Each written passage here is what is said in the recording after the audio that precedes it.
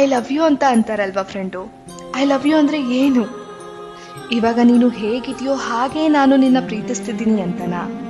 ಇಲ್ಲಾಂದ್ರೆ ನೀನು ಇವತ್ತು ಈಗಿರೋದಕ್ಕೆ ಕಾರಣವಾದ ಇಲ್ಲಿಯವರೆಗೂ ನೀನು ನಡೆಸ್ಕೊಂಡು ಬಂದಂತ ಇಡೀ ಜೀವನವನ್ನ ನಾನು ಪ್ರೀತಿ ಮಾಡ್ತೀನಿ, ಗೌರವಿಸ್ತೀನಿ ಅಂತನಾ?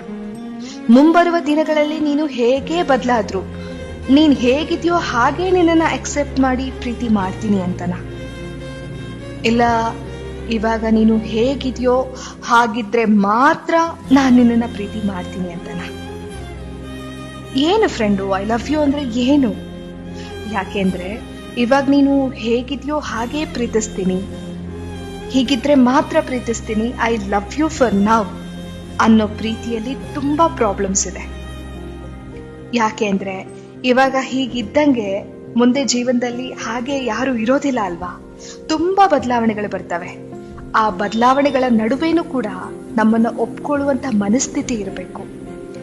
ನಾನ್ ಏನ್ ಹೇಳ್ಬೇಕು ಅಂದ್ಕೊಂಡಿದೀನಿ ಅಂದ್ರೆ ಐ ಲವ್ ಯು ಅಂತ ಹೇಳಿ ಯಾವಾಗ ಅಂದ್ರೆ ಅವರ ಪಾಸ್ಟ್ನ, ಪ್ರೆಸೆಂಟ್ನ, ಫ್ಯೂಚರ್ನ ಕೂಡ ಅಕ್ಸೆಪ್ಟ್ ಮಾಡ್ಕೊಳ್ಳೋ ಮನಸ್ಥಿತಿ ಇದ್ರೆ ಮಾತ್ರ, ಆಗ ಮಾತ್ರ ಅವರಿಗೆ ಹೋಗಿ ಐ ಲವ್ ಯು ಅಂತ ಹೇಳಿ. ಇಲ್ಲ ಅಂದ್ರೆ ಐ ಲೈಕ್ ಯು ಅಂತ ಹೇಳಿ ಸಾಕು. ಪ್ರೀತಿ ಅನ್ನೋದು ದೈವ. ಸುಮ್ನೆ ಎಲ್ರೂ ಪ್ರೀತಿ ಮಾಡ್ತಾರೆ ಅಂತ ನಾವು ಮಾಡಕ್ ಹೋಗ್ಬಾರ್ದು.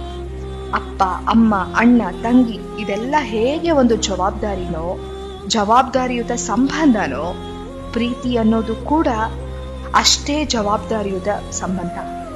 ನೀವು ಪ್ರೀತಿನ ಗಂಭೀರವಾಗಿ ತಗೊಂಡು ಆ ವ್ಯಕ್ತಿಯ ವಿಷಯಗಳನ್ನ ಬಿಚ್ಚು ಮನದಿಂದ ಒಪ್ಕೊಂಡಾಗ ಮಾತ್ರ ಪ್ರೀತಿ ಮಾಡಿ.